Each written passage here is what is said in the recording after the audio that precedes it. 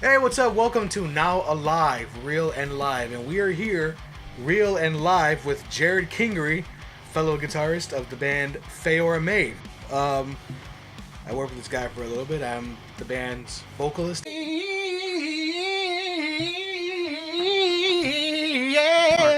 And bass player. And also the temporary host of this interview web show thing going on. More details on that in another episode. But as of right now, let's concentrate on this lovely gentleman. What's going on, man? Nothing much. It's really cold down here. Yeah, it's like that in hell. People think it's fiery, but that would just be too nice. Yeah. You know, if I'm gonna have people picking up coal, I don't want their hands to, sweat. I want it to actually become hard to grasp, so they occasionally drop the coal. That gives me reason to punish them. Well, I'm sure you can get the same reaction of really hot coal.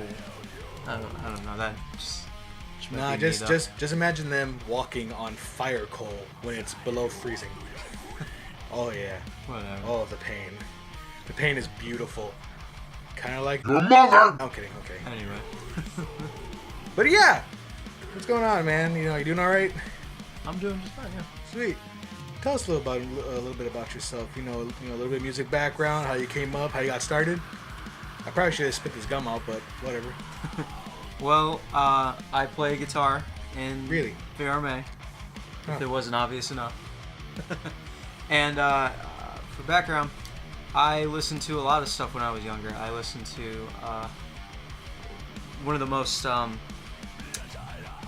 notable bands was Mudvayne. My dad played that a lot when I was a kid, and whenever I was upset, he would play "Dig" from the album LD50, which was my favorite song for quite a while. But from there on, I loved music. I really loved metal. It wasn't until when I hit puberty that I started getting into other stuff, but. Yeah, that's pretty much how I got started and what made me want to play guitar. Awesome. Sweet. I mean, and getting into guitar, as we see what you're using now, just a really quick background. What was your starting setup? Because right now you have a whole stack, a nice guitar, going into some nice pedals, going into a nice little, not a little, but a nice full half stack. Yeah. How'd you get started first? Like, what was your first tiny setup that you had? Everyone starts out with a small setup, unless you're spoiled little bitch. or you work your ass off. That's what I did. Worked my ass off. Got me some good shit. Well, I had a first act Walmart guitar. No amp yet, so I just played unplugged. I wasn't really too serious yet, so once.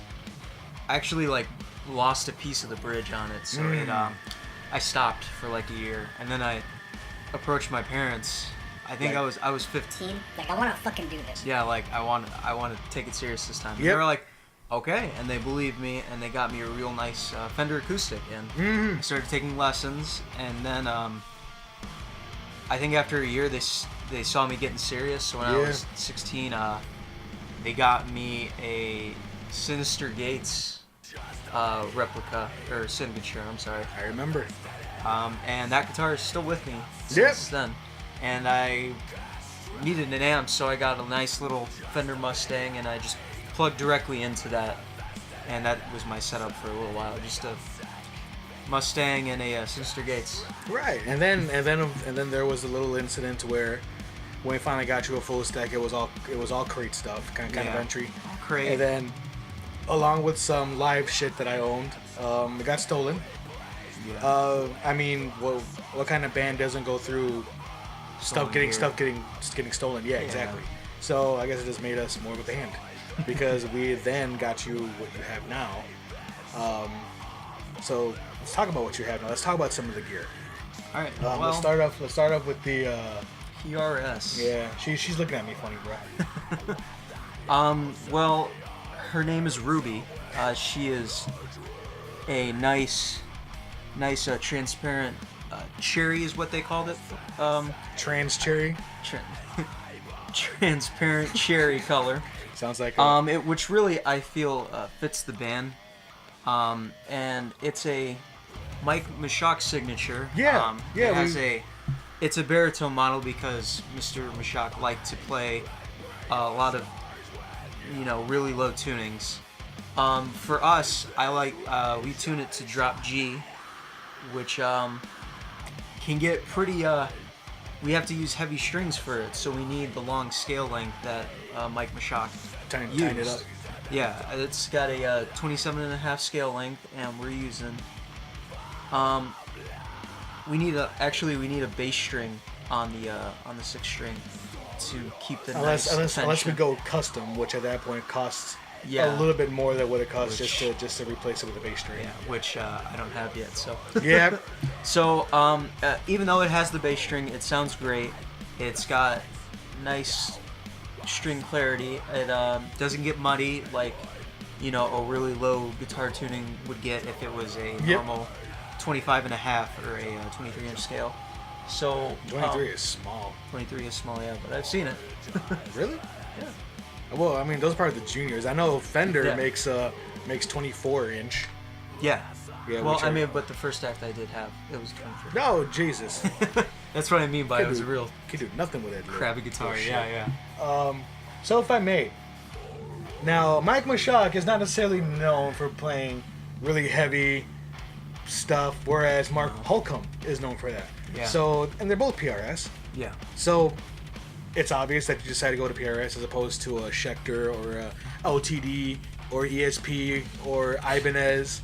You decided to go something a little bit different. It's not as different now, but PRS is still pretty different. It's a nice classical looking instrument. Yeah. Why'd you choose the Mike Mashak as opposed to either Mark Holcomb or a standard run? Well, Mark Holcomb's signature 6-string isn't a baritone model. Whereas Mike Mashak's, he needed the baritone for drop B. That's more why I decided to go with the Mike Mashak. But not only that, but I do really like PRSs. I always wanted one. A little better with the tuning stability and a little more clarity. I don't have a whole lot of tuning problems with this, and overall, it's just a nice, really good feeling with this guitar. I have it's a lot great. of fun with it. Yeah.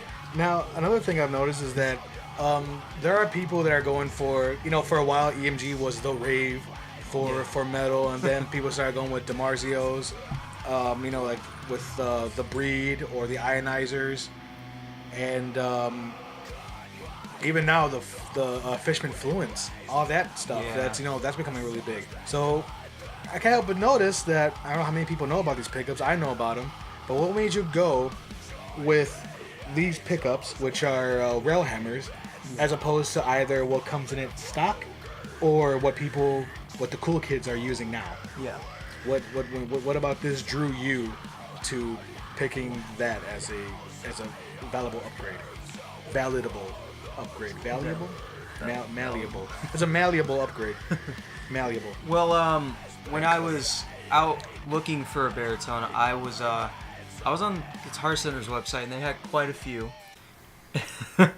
And most of them were the PRS stock pickups, which I didn't want to use. I wanted something a little bit different, so I went on Reverb and I looked at this and I saw it, and I'm like, I've been hearing about the rail hammers, especially these particular ones. These are chisels.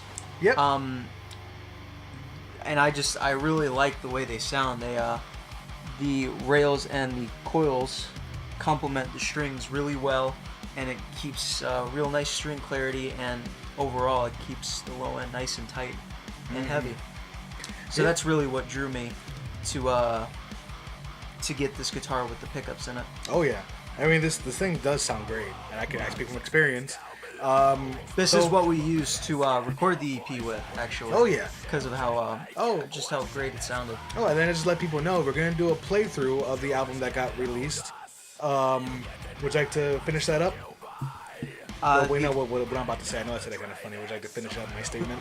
The EP, it's a 7-song EP, and we're still in the process of releasing it digitally. It should be up in 2 days, but 7 songs. It's a really from really now nice. from the upload date. Yeah. Yes. It's a real nice EP, and I really hope people can enjoy it. And we had a lot of fun writing, recording, and it's just an overall heavy, head-banging worthy EP, and I hope people really enjoy it. Yeah, well, so far the little bit of background, a little bit of feedback we got is, but from that EP, Don't Let Them See You, there's a song called Schizomaniac that was mostly your kind of rendering of. I feel as though that might have been my real entry into the band. Yeah. I presented the song. Oh, it was great. Which was awesome. Yeah, it was an idea I had been sitting on for a year, and I really wanted to present something as I had just joined the band. Mm-hmm. So and that was a great thing to present. Yeah. So which will be presented in the playthrough. Yeah. You're gonna play through it out of your rig, not out of something digital. We're not gonna do anything direct. And also to let you know how these pedals sound, with what you're going. We are gonna talk about your pedals. Yeah. To let you know how they sound with your setup. What we're gonna do is, these are about typical strings that people use when they decide to try out. If they go to a guitar store, the strings probably hadn't been changed for a little while. Yeah. Or if you bring your own guitar, you're not gonna go out there with brand spanking new strings to try out pedals or try out cabinets. So what you're gonna hear is as true as it can possibly be. But I do not condone. But I would never recommend going into a studio with old strings. Yeah. Go into a studio with brand new strings. Yeah. But for the sake of reality, we're gonna do this playthrough with the they're not super old, but they are older strings. Yeah. Alright, so moving on from that, you have the let's start with the overdrive pedal, which is the OCD. Yep. Now that's a pretty common pedal that I've seen people use. Yeah. In a bunch of different genres. It's such a versatile little pedal. I see you have it set to a boost as opposed to a full-on drive the clean channel as much as possible and get the shittiest tone. You know what? How are you using it as a boost and why? Well, for one, I do like the OCD, but not necessarily as a distortion. Mm-hmm. I have next to it is a metal end Biang distortion pedal, which is a very versatile pedal. Yeah, Biang, I'm not sure. Biang, yeah. It sounds really good, but it needs a little extra kick when it's set to a good setting. Of course, it doesn't get a whole lot of kick when it's at a nice setting, not a nice sound. Yeah. So I use the OCD to further expand its sound and make it sound much bigger. Mm-hmm. And it works just super well together. I love the sound that I get out of it. Okay, so you're using the OCD as like your main kind of lead, kind of cutting tone. Yes. And then as your main distorted tone, as opposed to going overdrive, you're using the buy-in, which also the metal end, which also seems to be set to a type of boost, as opposed to just full-on distortion. Yeah. So you went on to say that we established that that's your primary tone, distortions, rhythm, I guess, rhythm tone. That any leads or parts where you maybe need a little bit of a boost will be the OCD. Don't have too many leads, so I don't have to use it that often. But that's for the current EP. I'm hoping I can do a little more with it. And then of course you're putting all that through a decimator to kill some of that noise. Yeah, the metal end does create a lot of buzzing noises, so the decimator is there to eliminate it, so I can still keep that real nice tone. But no one's gonna have to hear the the entire time. And then to put that to kind of answer like a quick question, we're not gonna talk about the cabinet yet. We're gonna do the cabinet. The Hellhounds are fighting. I don't know if you guys heard that, but not even in your playthrough am I gonna really talk about the cabinet. Yeah. I'm gonna let people think about what it is, and then we'll reveal it in probably the third episode. Yeah. What's going on? It's not digital whatsoever. Oh yeah, keeping things no different. Kemper, no Axe effects. We are trying to keep it natural until we either don't like it anymore or we get too lazy. And that's the only clue we're gonna give you is that it's not digital. Yeah, that's the only clue we're gonna get at anybody. But just to, I guess, give a kind of a hint. Yeah. As to how it's being used, or at least kind of what kind of amp it is, not what brand or what model, but what kind it is. Since these are set up as boost, probably means there's, maybe 2 channels, maybe 3 channels, perhaps even 4 channels. Yeah. But one of those channels is set up to almost crunch tone. Yeah. And then you're boosting that tone along with, you're boosting all that power with these, the OCD and or the Bayang middle end. Yeah. And that's giving you your major tone. Yeah. So there you go. So going back, straying away from the amp and cab now, again, going back into the pedals, you're using a mini mod flanger. Talk about that for a little bit. I mean, it's an oddly shaped pedal. Looks like the Illuminati got beheaded. It's like a pie that got a piece of it taken off. It's exactly in the name. It's a mini mod. It's a flanger. Flangers aren't. If anyone doesn't know what a flanger is, it's not too different from a phaser. It's got a slightly different tone from it, but it's a fun little pedal. It's not used in any of the songs as like a primary effect, but for live shows, for anything like that, it's there. It's there to have fun. For atmosphere, definitely. If we're in between a song, you can just turn it on, have some fun with it. Yeah. I haven't exactly found anything yet for any of our songs for something like this pedal, but again, it's a lot of fun. But this pedal and the next pedal are both going to be used during the playthrough. Yes. Just so people can have an idea. All pedals will be used during the playthrough because now, you just want to showcase all of them. Now the last pedal. Earthquaker transmitter. Yeah. Very violent reverb. Yeah. Now I couldn't find a way or a reason to use it. I couldn't. Yeah. How are you? I really, really like this pedal. I think it's so fun. I discovered Earthquaker devices not too long ago, and everything I've seen, not only do the pedals look really, really fun, really artistic, but they're all just so extremely different from what normal pedal companies are using. Yeah. Now the transmitter is it's a reverb pedal. It's very aggressive. Yeah, it's not a normal reverb pedal at all. You can't use it like during solos or anything like that if you need to. It's like an effect kind of thing. Yeah, for now it's another fun pedal. For if we want to fill in any gaps during live shows at all. But I hope to find something that I can do with it in the near future when we continue to write songs, because it's a really nice pedal. I really like it. Sweet. Well, I mean, that pretty much covers everything. If you guys want to hear demos of the pedals that he owns, and also ones that I own, and some of the ones that were owned by the member of the band who was actually supposed to host this show. I'm pretty sure I mentioned this, but I'm supposed to be I'm temporary until she gets back on her feet. In another episode we will go through all that, but as of right now, just know that I am temporary, and I'm the guy that takes care of most of the recording and audio and setups and all that stuff. So if you guys would like to hear demos of the pedals and in different genres, different takes, I'd be glad to do that. Just let us know in the comments of this video and upcoming videos, and we'll keep it going and we'll keep it true. Alright, so we went through your gear. We're not going to talk about the amp cabinet, like I said. I want people to kind of guess about it. Yeah. So I guess real fast before we close this up, let us know. What's your personal future, personal goals, band future, band goals? What's going on?